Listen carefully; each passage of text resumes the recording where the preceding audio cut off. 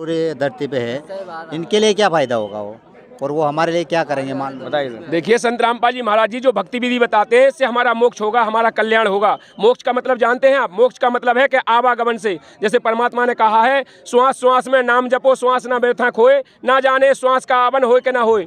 श्वासा ही में सार पद, पद में श्वासा सार, और दम देही से खोज करे सो आवागमन निवार। आवागमन से मुक्ति होगी, हम यहाँ पर दोबारा नहीं आएंगे, हमारा जन्म मरण नहीं होगा। हम जहाँ से आए थे, हम सतलोक से आए थे, हम सभी जितने भी जीवात्मा धरती पे हैं, हम सब सतलोक से आए थे। संत रामपाल जी महाराज जी ने सृष्टि रचना में सभी बताया है। तो हम सभी यहाँ से अपना मोक्ष करा करके, जो भी परमात्मा ने कहा है, पूरी दुनिया को आना ही पड़ेगा। संत रामपाल जी महाराज जी ने प्रमाण किया है, एक समय पूरी दुनिया है, एक अनेकन हो गए पुनः अनेक हो एक, वो हंस चले सतलोक को सतनाम की टेक। पूरा विश्व कल्याण कराएगा, पूरा विश्व पृथ्वी का संसार पूरी संत रामपाल जी महाराज जी की शरण में आएगा। सर अभी आपने कहा है सतलोक, सर अभी तक हमने स्वर्ग सुना, नरक सुना, नहीं नया सतलोक कहाँ से आ गया सर? देखिए मैं यही तो कह रहा हूँ, जब तक कोई बताने वाला नहीं होगा, जब लोग बताएगा कौन? अभी तक तुमने भगवान के बारे में नहीं सुना, क्यों नहीं सुना? क्यों? कबीर साहब भगवान कैसे होगा? क्योंकि ये बताइए, पिताजी की जानकारी बच्चे को हो सकती है क्या? पिताजी की जानकारी बच्चे को हो सकती है कि उनके पिताजी? बताने वाला कोई होगा, उनका पूर्व होगा, जो उनका बुजुर्ग होगा, वो बताएगा कि तुम्हारे बब्बा का ये नाम था, तभी तो वो जानेगा बच्चा। ना उसे क्या पता होगा कि हमारे बब्बा का ये नाम था। इसीलिए जो भगवान कबीर साहब हैं, उनको बताने वाला जब यहाँ पर आएगा धरती पर, जो ग्रंथों को समझेगा, वही तो तत्वदर्शी संत है। उसी के बारे में तो गीता में कहा है, अध्याय 15 के 1 से 4 तक, कि वह तत्वदर्शी संत होगा जो संसार रूपी रचना है, जो वृक्ष है, पीपल का पेड़ है, इसे जो जड़ से लेके पत्ते तक बता देगा, वही तात्पर्य को जानने वाला होगा। सर आप क्या कहना चाहते हैं, जितने भी अभी तक संत हुए हैं, बड़े बड़े शंकराचार्य हुए हैं, तो क्या उनको कोई ज्ञान नहीं था सर? यार उन्हें पता होता तो अब तक बताते नहीं तुम्हें? आज तक उन्होंने कहा नहीं बताई कि तुम सतलोक के वासी हो? उन्होंने कहा है स्वर्ग से बड़ा कोई है ही नहीं। उन्हें पता ही नहीं है कि स्वर्ग का है, का नरक है। और महास्वर्ग बता दिया भैया, हम बता तो रहे, किसी ने नहीं बताया, संत रामपाल जी महाराज। अरे हम वही तो कह रहे हैं, जितने भी संसार में धर्म गुरु है, स्वार्थी गुरु, लालची चेला, मचो नरक को ठेलम ठेला, उनकी जेब भरे जाओ, बस सीधे तुम तो नरक में चले जाओ। ठीक है। नमस्कार साथियों, आप सभी का स्वागत है हमारे इस न्यूज़ चैनल में। दर्शकों देखिए, अभी हम खड़े हैं मध्य प्रदेश के बैतूल जिले में। तो यहाँ पर देखिए संत रामपाल जी महाराज जी की सानिध्य में एक विशाल भंडारा चल रहा है बैतूल के अंदर। तो यहाँ पर देखिए बहुत सारी भीड़ एकत्रित है, और यहाँ पर दो पक्ष यहाँ पर हमें मिले हैं, दो भाई मिले हैं, दोनों में विवाद चल रहा था। तो हमने यहाँ का जो है उनका विवाद समझा, इसके बाद हमने सोचा कि क्यों ना एक वीडियो बनाई जाए आप लोगों के लिए। तो यहाँ पर देखिए हम इन दोनों पक्षों को जानेंगे, और आप भी इस वीडियो को जो है पूरा जरूर देखिए। तो सबसे पहले हम इनका परिचय जान लेते हैं, इसके बाद इस डिबेट को शुरू करते हैं। नमस्कार जी, क्या नाम है आपका? सर मेरा नाम प्रकाश है। सर कहाँ से हो सर आप? मैं मंदसौर जिले से, सीतामढ़ी तहसील। क्या आप संत रामपाल जी महाराज जी के विषय में क्या जानना चाहते हो? सर मैं जानना चाहता हूँ कि मैं यहाँ पे देखा है बहुत सारे जो संत रामपाल जी महाराज के अनुयायी हैं, और देखने में आया है कि हम पहले जो देखा है वो सारा यहाँ पे नया सिस्टम लगा है। क्या नया लगा आपको? नया तो लगा है कि हम पहले से बोलते भाई राम राम जी, राम राम जी, अब यहाँ आके देखते थे बोलते सत साहेब जी, हमने तो कभी सुना ही नहीं ऐसा। सर क्या है ये नया क्यों करवा रहे हैं संत रामपाल जी महाराज? राम राम चल रहा है, उसी को चलने दीजिए ना। देखिए सर, पहले तो मैं अपना परिचय बता दूं। दास का नाम हेमंत दास है, जिला निवाड़ी एमपी का रहने वाला हूँ। ये राम नाम कहो या सत साहिब कहो, जो भगवान को संबोधित शब्द हैं, भगवान को नाम जाप करने वाले संबोधित शब्द होते हैं जी। तो ये तो पर्यायवाची शब्द है, चाहे कोई राम नाम कह दे, चाहे हम सत साहिब कह देते हैं, तो मतलब सत माने सच्चा, साहिब माने मालिक, तो वो तो एक ही बात है। उस परमात्मा को संबोधन करने वाले शब्द हैं वो तो। सर बताइए। सर मेरे बात से समझ में आता है, जब हम यहाँ आते हैं हम किससे बोलते हैं, धोख देते हैं अपने देवी देवताओं के लिए, और यहाँ आके देखते थे ये सब ऐसे जमीन पे लेटे हुए हैं, ये क्या कारण है? कुछ जानकारी? सर यहाँ पर देखिए इन्होंने देखा कि जमीन पर लेटे रहते हैं, क्या है ये सब? मतलब उनकी समझ से परे है थोड़ा। मतलब इनका कहने का है कि जो लेट कर दंडवत प्रणाम करते हैं, वो पहले ऐसा कभी नहीं देखा है, क्योंकि सब लोग मतलब ऐसे चरण छूने लेते थे, हाथ जोड़ के प्रणाम करते थे, ऐसा सब करते थे, और आज हम लोग लेट कर साष्टांग दंडवत प्रणाम करते हैं। तो ये तो अपने सदग्रंथों में लिखा है। अभी तक जो हमारे गाइडलाइंस देने वाले गुरु थे, उन्होंने नहीं बताया। ये कारण ये रहा, उन्होंने बताया ही नहीं है कि प्रणाम का लाभ क्या होता है। जब तक हमें कोई बताने वाला नहीं मिलेगा तो कैसे पता लगेगा कि प्रणाम का लाभ क्या होता है। जैसे अपने श्रीमद् भगवत गीता में लिखा है, अध्याय 4 के श्लोक नंबर 34 में कहा है, हे अर्जुन उस तत्वदर्शी संत की शरण में जा, सरलता पूर्वक दंडवत प्रणाम कर। स्पष्ट लिखा है, उस गुरु की शरण में जा, फिर सरलता पूर्वक दंडवत प्रणाम कर। उसको कपट भाव छोड़कर प्रणाम करने से, सरलता पूर्वक समर्पण कर, फिर वो तुझे जो ज्ञान उपदेश देगा उससे तेरा कल्याण होगा। तो हम अपने श्रीमद् भगवत गीता, जो अपने वेद, जो हमारे शास्त्र हैं, उनको संत रामपाल जी महाराज जी ने प्रमाणित करके हमको ये भक्ति विधि बताई है, उसका प्रमाण दिया है। बताइए सर। मेरा कहने का मतलब है, क्या संत रामपाल जी महाराज जी गुरु, और कोई गुरु नहीं इस धरती पे? पूरे विश्व में तो और भी गुरु होंगे। और पहली बात तो एक हमारे भारत में बहुत से गुरु हैं, क्या वो ज्ञान नहीं बता रहे? इनसे पूछेगा। बताइए सर। देखिए, बहुत से गुरु हैं, मैंने नहीं कहा है गुरु नहीं, भाई तो मैं कह रहा हूँ कि जो हमारे गुरु थे, जो अभी तक गुरु बने रहे, गुरु पद पे स्थापित हैं, उनको ये पता ही नहीं है हमारे ग्रंथों में लिखा क्या है। मैंने थोड़ी कहा कि नहीं है गुरु, लेकिन गुरुओं को पता ही नहीं है ना।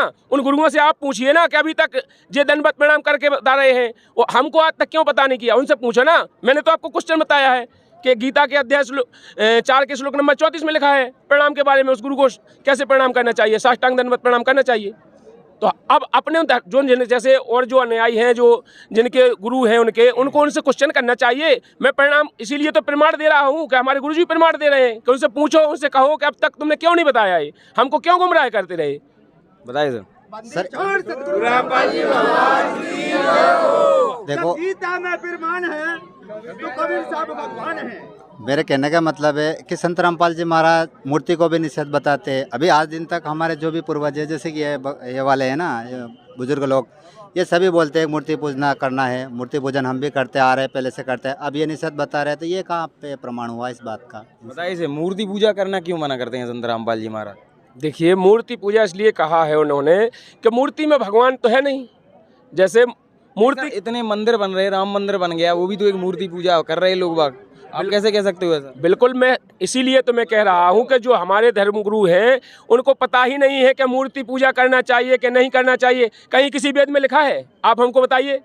मैं उनका प्रमाण देता हूँ कि मूर्ति पूजा का खंडन किया गया है अपने शास्त्रों में। मूर्ति पूजा नहीं करना चाहिए, मूर्ति पूजा करने से लाभ नहीं होगा। सर देखिए, जैसे हमें एक बताइए आप, जैसे कि हमें सेव खाना है तो हम सेव खाएंगे। अगर हम सेव की मूर्ति बना लें और सेव की मूर्ति के आगे पूजा करें और हम उससे कहें हमें सेव खावे के लिए मिल जाए, तो क्या मिल जाएगा हमें? हम सेव की पूजा करते हैं, सेव की मूर्ति बना लेते हैं सेव की तरह, और हम उसकी पूजा करते हैं, घंटियाँ बजाएंगे, हम उस पर फूल चढ़ाएंगे, हम कहेंगे तू मुझे सेव खाने के लिए दे, तो क्या दे देगी वो? हमको ओरिजिनल सेव चाहिए, हम ओरिजिनल सेव खाएंगे तब हमें वो टेस्ट मिलेगा। देखिए सर, जगन्नाथ मंदिर बना है जो स्वयं भगवान ने ही बनवाया था, आप ये कैसे कह सकते हैं कि मूर्ति पूजा गलत है? देखिए, मैं इसलिए कह रहा हूँ, अपने शास्त्रों में लिखा है, मैं अपनी तरफ से थोड़ी कह रहा हूँ। संत रामपाल जी महाराज जी ने प्रमाणित किया है। आपको देखिए, जो भी धर्मगुरु हैं, जो भी भाई हैं, जो चाहते हैं कि हमें सच्चे ज्ञान की पहचान हो, हमें सत्ज्ञान मिले, तो आप आइए ना, डिस्कस कीजिए। अपने सदग्रंथ में डिस्कस है, 4 वेदों में, 6 शास्त्रों में, 18 पुराणों में, सभी में संत रामपाल जी महाराज जी ने डिस्कस करके दिखाया है कि देखिए, मूर्ति पूजा नहीं करना चाहिए, क्योंकि मंदिर में या मूर्ति में भगवान नहीं होता है। भगवान हमारे अंदर है। जिन राम की, कृष्ण की, दुर्गा की, गणेश की, और जो अपने शंकर जी हैं, पार्वती हैं, इनकी पूजा करते हैं ना अपन, लेकिन वो तो हमारे अंदर है, कहीं मूर्ति में थोड़ी है। हमें तो संत रामपाल जी महाराज जी ने अपने कमल चक्रों के बारे से बताया, उसमें प्रमाणित किया है कि हमारे अंदर उन जो कमल चक्र हैं उनमें है जो विद्यमान, तो हमारे शरीर में जो कमल चक्र विद्यमान है उनमें वो भगवान है। और जब वो हमारे भगवान अंदर है तो हम उनकी पूजा साधना करेंगे तो अंदर की करेंगे, बाहर की करने से हमें लाभ होगा। देखिए सर, केवल संत रामपाल जी महाराज ही मूर्ति पूजा को मना करते हैं, और संसार में इतने सारे संत हैं, बहुत सारे संत हैं, सभी बोलते हैं मूर्ति पूजा कीजिए, तो लोग कैसे भरोसा करें? क्योंकि आपके संत रामपाल जी केवल एक बता रहे हैं, वो लाखों की संख्या में बता रहे हैं कि पूजा कीजिए, तो भरोसा कैसे होगा सर, ये बताइए आप। देखिए सर, भरोसा तो अपने प्रमाण से होगा कि नहीं होगा। मैंने आपको प्रमाण तौर पे कहता हूँ, वो भी तो प्रमाण बताते हैं। कहाँ प्रमाण देखते हैं? कौन सा एक भी धर्मगुरु बताइए कि वो प्रमाण करके बताए हमें, बताओ।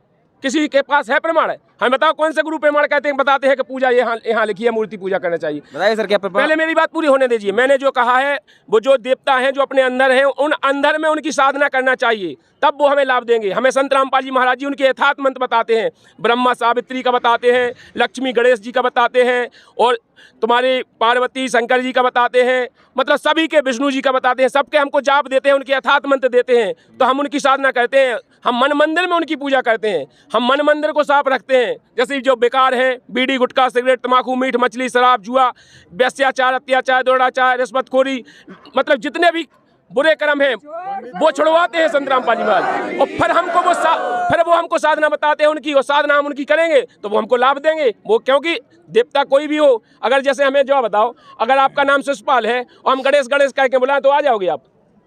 नहीं आओगे ना। इसी प्रकार संत रामपाल जी महाराज जी ने कहा है कि जो हम उनकी पूजा करते हैं और जिन नामों से उन्हें बुलाते हैं वो उनके नाम हैं ही नहीं, उनके जो यथार्थ नाम हैं उन नाम से उनको बुलाया जाए तो वो आएंगे। ये बताते तो राम राम बोलते हैं, राम का नाम ही है वही, उसी से पार होते हैं। बताइए किस ग्रंथ में लिखा है कि राम नाम का जाप करना चाहिए? बताते हैं हरे राम। बताते नहीं, आप बताइए, आपने जैसे डिस्कस किया, आप बताइए कहाँ लिखा है कि राम नाम जाप करना? सारे संत हैं, कई सारे संत हैं सर, पूरे बता रहे हैं। अरे यार राम नाम क्या है वो पता है? सतयुग में भी राम नाम बोलते थे लोग। हाँ तो जब ये राम नहीं थे तो सतयुग में कौन से राम थे? बताओ हमें, होंगे कोई सर, कौन से राम थे? इसीलिए तो हम कह रहे हैं राम का पता है कौन है वो राम?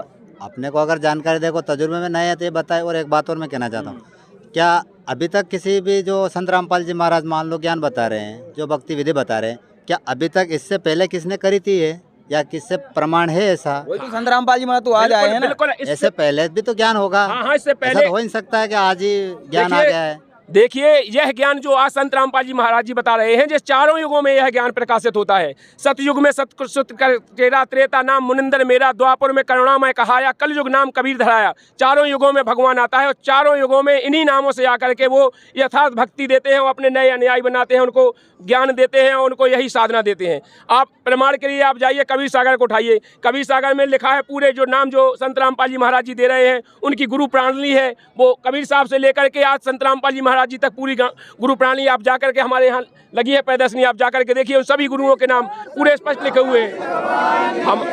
हमारे कबीर साहब ने भी जिनको गुरु बनाया नाम के लिए, वैसे भगवान को गुरु बनाने की जरूरत नहीं होती है। इसीलिए उन्होंने कहा है कि रामकृष्ण से कौन बड़ा, तीनों भी गुरु कीन, और तीन लोग के बेधनी गुरु आगे आधीन, वे भी गुरु के आगे आधीन हुए। तो आज हमारे संत रामपाल जी महाराज जी हैं, उनकी गुरु प्रणाली आप जाकर के देख सकते हैं, हमारी प्रदर्शनी में लगी हुई है। बताइए सर क्या कहना चाहोगे आप? मेरा कहने का मतलब है कि अभी आपने बोला कि सारे वेद ग्रंथ से प्रमाणित कर दिया ज्ञान, तो क्या हम हिंदू समाज के, शायद मुसलमान तो नहीं दिख रहे भाईजान, कोई हो भी सही अगर, तो क्या उन्होंने कभी मुसलमान का भी कोई बताया है ज्ञान, या कभी ऐसा कोई प्रमाण है आपके पास बताने के लिए? हाँ बिल्कुल है। देखिए संत रामपाल जी महाराज जी ने हिंदू ग्रंथों से ही नहीं, मैं यही तो कह रहा हूँ, जैसे हम अकेले पहले सबसे सनातनी हिंदू ही थे, हमको बांटा गया, मजहब बांटे गए, हमको मुसलमान बनाया, भक्ति मार्ग में बांटा गया, कोई सिख बन गया, कोई ईसाई बन गया, जबकि हम सभी पहले हिंदू ही थे। हिंदू ही पैदा हुआ है यहाँ पर, मुसलमान बताओ कोई पैदा होता है? उसकी मुसलमानी कर देते हैं, उसे मुसलमान बना देते हैं जबरदस्ती, वो मुसलमान पैदा नहीं होता है। कोई पैदा हुआ है आज तक मुसलमान? बताइए। शास्त्रों में प्रमाण है कबीर साहब भगवान। तो देखिए मैं बता रहा हूँ, यहाँ पर सभी हैं। और संत रामपाल जी महाराज जी ने सूरत फुरकानी 25 के आयत नंबर 52 से 59 तक डिक्लेयर किया है उस परमात्मा के बारे में जिसे अल्लाहू अकबर कहते हैं, उसके बारे में सूरत फुरकानी 25 के आयत नंबर 52 से 59 तक उसका ज्ञान दिया है। और कहा है कि इन काफरों की बातों में मत आना, वह परमात्मा कोई और है जिसने 6 दिन में सृष्टि रची और 7वें दिन तखत पर जा बिराजा। कुरान शरीफ में लिखा है, आप जाकर देखिए। बताइए सर। तो देखो अभी तक हमने जो सुना है वो केवल रामकृष्ण के बारे में सुना, और रामकृष्ण ही भगवान है, और अभी आप बता रहे हो कबीर साहब भगवान है, तो क्या ऐसा कबीर सागर में लिखा हुआ है कि कोई भी तो वाणी होगी अगर भगवान है या परमात्मा है? हम भी मानते हैं, पर मान लो ये तो पढ़े कि वो परमात्मा है, उनके शब्द में उन्होंने कुछ तो बोला होगा। देखिए मैं आपको बताऊं, आपने कहा है रामकृष्ण भगवान है, हाँ भगवान है, संत रामपाल जी महाराज जी भी कहते हैं कि वो भगवान है, लेकिन वो 3 लोक तक के भगवान है, 3 लोक के स्वामी हैं। इनके ऊपर ब्रह्म है जिन्हें ज्योत निरंजन कहते हैं, उसके ऊपर परब्रह्म है, तो उसके ऊपर है पूर्ण ब्रह्म जिसे कबीर साहब कहते हैं। परमात्मा ने सबकी डिफाइंस किया है, सबको बताया है प्रमाण सहित सबको कि जो ब्रह्म है, ये ब्रह्म की कहाँ तक क्षमता है, ब्रह्मा विष्णु महेश की कहाँ तक क्षमता है, और तुम्हारे पर ब्रह्म की कहाँ तक है, 7 संग ब्रह्मांडों वाली है, इसके ऊपर पूर्ण ब्रह्म की कहाँ तक क्षमता है। तो सभी को प्रमाणित करके संत रामपाल जी महाराज जी ने बताया है। और आप अगर पूरी जानकारी चाहते हैं तो हमारे संत रामपाल जी महाराज जी ने ज्ञान गंगा, जीने की राय, गीता तेरा ज्ञान, अमृत, भक्ति से भगवान तक, सौदागर को संदेश, बहुत सी पुस्तकें लिख डाली हैं, उनमें पूरा सृष्टि रचना की प्रमाण सहित दी है। आप जाकर के उनको पढ़िए, हिंदू धर्म के, मुसलमान धर्म के, सिख धर्म के, ईसाई धर्म के, सभी धर्मों के सदग्रंथों के मैं पेज नंबर, अध्याय नंबर, श्लोक नंबर सभी गुरुजी ने स्पष्ट प्रमाण किया है। आप जाके संत रामपाल जी महाराज जी के प्रमाणों को मिलाइए वेदों से, सभी सदग्रंथों से, जिस धर्म को मिलाना चाहते हैं। बताइए सर। जब सभी एक बात और है कि संत रामपाल जी महाराज जो है अपने माता पिता के पैर भी नहीं छूने देते हैं, आशीर्वाद भी नहीं लेने देते हैं। तो भाई माता पिता तो सबके आदरणीय होते हैं, वो तो पूजनीय भी होते हैं, फिर इसके बारे में आप क्या कहेंगे?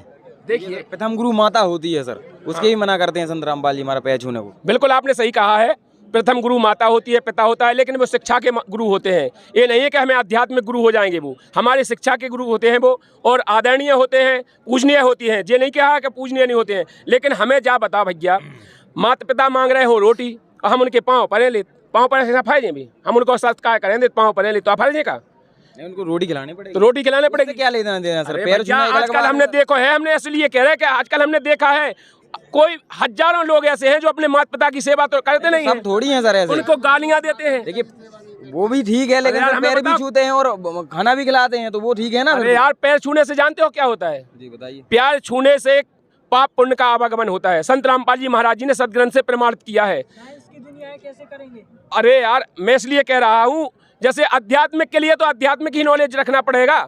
जैसे अपन को मोक्ष कराना है तो क्या साइंस से हो जाएगा मोक्ष? आपकी साइंस मोक्ष करा देगी? साइंस यार, साइंस तो तुम्हारी कछु नहीं है। अगर एक दिन पानी नहीं बरसे चौमासे में और एक चौमासे ना बरसे, सब साइंस धरी रह जाए तुम्हारी, सब जने भूखन मर जाए। साइंस के चक्कर में ना पड़ गई तुम। आध्यात्मिक है, इसलिए आध्यात्मिक नॉलेज को अगर समझना है तो हम बता रहे हैं। रामायण में अपनी में लिखा है स्पष्ट, प्रातः काल उठकर रघुनाथा, मात पिता गुरु नावे माथा। नमन किया है आपने, देखी कहूँ रामचंद्र जी ने परे पाँव, अपन जैसे पाँव परे, जैसे आज अपन में पाँव पड़त। कृष्ण भगवान ने परे पाँव? कौन से शास्त्र में लिखा है? कहाँ पे किसी ने पाँव परे? उनने स्पष्ट रामायण में लिखा है कि प्रातः काल उठकर रघुनाथा और मात पिता गुरु नावे माथा। नमन किया है। वही तो हम भी तो भैया नमन। अरे यार, पैर कहाँ छुए यार? फिर तुम ठेले जब नहीं, वो क्या है? कहाँ ठेले तुम? वो पैर छूना ही है अरे सर। पैर छूना कैसे? आप उसको समझ ही नहीं अरे रहे। नमन, हम नमन कर, हम भी तो नमन कह रहे- वही तो नमन वही अरे तो होता है। हम भी तो नमन कहते हैं। हम पिताजी सच्चा है, माताजी सच्चा है, गुरुदेव जी सच्चा है, भाई जी सर, ये प्रणाम यार, है। तो प्रणाम ही तो लिखा है। तो नमन नीचे झुक के नमन, अरे यार तो झुककर नहीं कर रहे यार, हमें जब शीश झुक गया पे क्या बचा यार? हम भी तो झुक रहे हैं ना, हम भी तो कह रहे हैं कि भैया जी सच्चा है, पर क्या हुआ? प्रणाम करना, सत्साहेब कहना, हाथ जोड़ के नमन कहना, वो एक ही चीज है। लेकिन पांव छूने से पाप पुण्य का आवागमन होता है, इसलिए हम एक दूसरे के पांव नहीं छूते हैं, ना आशीर्वाद देते हैं।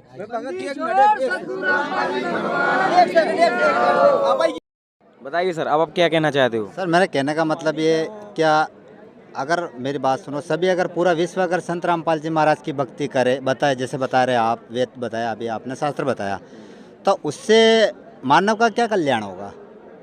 आप इसके बारे में बताएंगे कि जो भी संत रामपाल जी महाराज अभी फ़िलहाल में, जैसे कि उनका कब से शुरू हुआ है, उसके बारे में अगर पूरा संसार अगर करता है तो उसके लिए संसार का पूरे मानव, मतलब अपने जितने भी ये मनुष्य पूरी धरती पे है, इनके लिए क्या फ़ायदा होगा वो, और वो हमारे लिए क्या करेंगे? मान बताइए सर। देखिए, संत रामपाल जी महाराज जी जो भक्ति विधि बताते हैं, इससे हमारा मोक्ष होगा, हमारा कल्याण होगा। मोक्ष का मतलब जानते हैं आप? मोक्ष का मतलब है कि आवागमन से, जैसे परमात्मा ने कहा है, श्वास श्वास में नाम जपो, श्वास ना व्यर्था खोए, ना जाने श्वास का आवन होए कि ना होए। श्वासा ही में सार पद, पद में श्वासा सार, और दम देही से खोज करे सो आवागमन निवार। आवागमन से मुक्ति होगी, हम यहाँ पर दोबारा नहीं आएंगे, हमारा जन्म मरण नहीं होगा।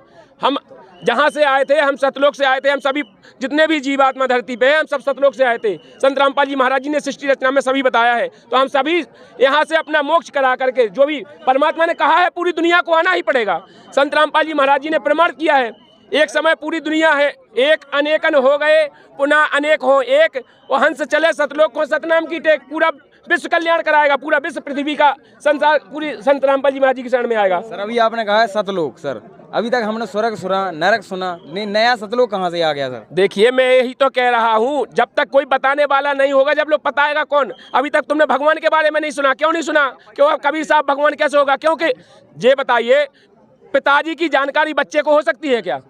पिताजी की जानकारी बच्चे को हो सकती है कि उनके पिताजी? बताने वाला कोई होगा, उनका पूर्व होगा, जो उनका बुजुर्ग होगा, वो बताएगा कि तुम्हारे बब्बा का ये नाम था, तभी तो वो जानेगा बच्चा। ना उसे क्या पता होगा कि हमारे बब्बा का ये नाम था? इसीलिए जो भगवान कबीर साहब हैं, उनको बताने वाला जब यहाँ पर आएगा धरती पर, जो ग्रंथों को समझेगा, वही तो तत्वदर्शी संत है। उसी के बारे में तो गीता में कहा है, अध्याय 15 के 1 से 4 तक, कि वह तत्वदर्शी संत होगा जो संसार रूपी रचना है, जो वृक्ष है, पीपल का पेड़ है, इसे जो जड़ से लेके पत्ते तक बता देगा, वही तात्पर्य को जानने वाला होगा। सर आप क्या कहना चाहते हैं, जितने भी अभी तक संत हुए हैं, बड़े बड़े शंकराचार्य हुए हैं, तो क्या उनको कोई ज्ञान नहीं था सर? यार, उन्हें पता होता तो अब तक बताते नहीं तुम्हें? आज तक उन्होंने कहा नहीं बताया कि तुम सतलोक के वासी हो? उन्होंने कहा है स्वर्ग से बड़ा कोई है ही अरे उन्हें पता ही नहीं है कि स्वर्ग का है, का नरक है। और स्वार्थी महास्वर्ग बता दिया भैया, हम बता तो रहे, किसी ने नहीं बताया। संत रामपाल जी महाराज, अरे हम वही तो कह रहे लेके आ हैं, गए जितने भी संसार में धर्म गुरु है, स्वार्थी गुरु लालची चेला, मचो नरक को ठेलम ठेला, उनकी जेब भरे जाओ, बस सीधे तुम तो नरक में चले जाओ। ठीक है। कथा करते हैं? उनके जितने भी कथावाचक हैं उनका मतलब एक ही सिद्धांत है कि हमारी जेब भर जाओ, तुम तो होरी भाई नरक में जाओ, चाहे जाते जाओ। स्पष्ट लिखा है अपनी गीता जी में यार, अध्याय श्लोक नंबर 9 के 25 में स्पष्ट लिखा है कि जो भूत पूजते हैं वो भूत बनते हैं, पितृ पूजते हैं पितृ बनते हैं, देवताओं को पूजने वाले देवगति को जाने के बाद पुनः जन्म मृत्यु में आते हैं। उन्हें क्या परी आजकल उनने बताई है, अभी तक क्या नहीं सर बताई। एक संत हैं भी प्रेमानंद जी महाराज, काफ़ी फेमस हैं, उनकी किडनी खराब है दोनों, फिर भी वो जीवित हैं सर। अगर उनके पास शक्ति नहीं होती तो वो जीवित कैसे होते सर, बताइए। भैया इनकी बात सुन के आप उन्हें कितने अच्छे आश्चर्य में तो हो जाए। जा बताओ जिनकी 2 किडनी है खराब, जो खुद कह रहे हैं जीवित हैं सर। बताओ इतने अच्छे गुरु हैं यार, जब जिन गुरु की अरे आप गुरु अगर शक्तिशाली होते तो उनकी किडनी खराब होती। तुम क्या तो सोचो, बता दिया ना, तुम कौन किडनी खराब होते हुए भी वो देखिए सब काम करते हैं, सत्संग भी करते हैं, लोगों की जो है बातें भी सुनते हैं, लोगों को दूसरे को सब कछु बताते हैं। अगर वे संत हैं तो उनकी खुद की 2 किडनी खराब हो जाती है, जा तो बताओ। खराब से भी चल रहे हैं तो ये भी शक्ति नहीं हुई। अरे यार जब जी की खुदाई की किडनी सर क्या शक्ति अगर वो शक्ति है तभी तो है वो कुछ। अब कैसे कह सकते हो किसी को ज्ञान नहीं है, कोई शांति नहीं है। जी की 2 किडनी खराब हो जाए उनमें शक्ति है? खराब है फिर भी चल रहा है, मर जाना चाहिए। हाँ तो वो तो मरेगा, टाइम आएगा। बहुत से ऐसे लोग हैं जिनकी किडनी खराब है, अस्पताल में पड़े, तो वो भी संत है का? नहीं तो उनके पास उनकी भी दोनों किडनी खराब। भक्ति में शक्ति होती है। अरे यार भक्ति में शक्ति होती तो उनको किडनी खराब ही नहीं होती। खराब यार आदमी चल रहे तो फिर क्या मतलब? यार उल्टा कुछ चल हो रहा है यार, समझ में तो यार तो भाई बुद्धि कौन चलवे गई का घास खा रही नहीं सर। यार तुम्हें जाता अरे बताया सर, तुम कैसे मीडिया आए हो? आप भी तो जिनकी यार 2 सोचिए। किडनी खराब है उन्हें तुम संत बता रहे हो क्या कि वे संत है, दूसरे को कल्याण कैसे कोई कर? चीज खराब है फिर भी वो चल जाए तो फिर शक्ति तो है उसमें, आप कैसे कह सकते हो सर? अरे यार जैसे उसका समय अभी तो चल रहे हैं ना वो। उसका समय है जिस दिन जिंदा रहने का, किडनी खराब हो जाए, कछु भी हो जाए, जैसे कोई भी हो, ऐसे आम आदमी की भी यही होता है, उसकी बीमार हो आम आदमी की खराब हो जाए तो मर जाता है वो, तो हाल में जाता। और क्या उसको खत्म हो जाता है किडनी खराब होने के बाद। जिंदा रह ही हम नहीं तुम्हें क्या सकता। बता दे ऐसे हर जगह क्या बता दे ऐसे कि किडनी खराब है, वे सालन जी उनकी रहे। पूरी तरह से खराब हो चुकी है फिर भी वो जीवित हैं, उनके पास शक्ति है, आप इस बात को मानिए। अरे यार संत है वो यार जबरदस्ती नहीं तो वो यार कि उनके पास शक्ति है। हाँ, बताइए।